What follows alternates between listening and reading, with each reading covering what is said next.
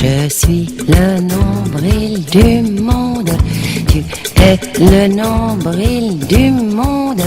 Le nombril. Voilà maintenant Me, Myself and I. Alors là, le profil est évidemment très différent. Son profil égotique, c'est ce que j'appellerais une douce empoisonneuse. Et vous allez savoir pourquoi.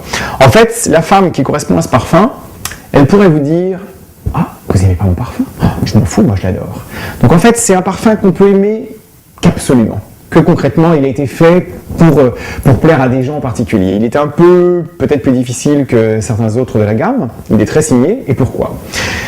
Tout d'abord parce qu'on a utilisé une fleur très puissante, très voluptueuse, qui est la tubéreuse. On a un très joli absolu de tubéreuse, qui symbolise une féminité absolue très assumée, puisqu'évidemment, le profil égotique de cette femme, c'est une femme qui est très très assumée.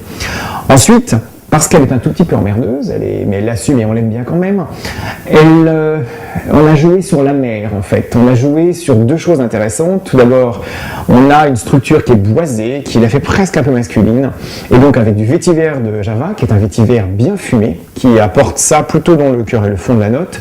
Et pour renforcer cette amertume, avec les parfumeurs, on a eu recours à de la fleur de ciguë, qui est quelque chose qu'on utilise très très peu en fait en parfumerie. Et vous savez, c'est très joli comme symbole. C'est d'ailleurs le symbole du blason, la fleur de ciguë, et ça a une odeur assez amère, un peu poison, pour la bonne et simple raison que c'est un poison. C'est d'ailleurs ce qui a tué Socrate.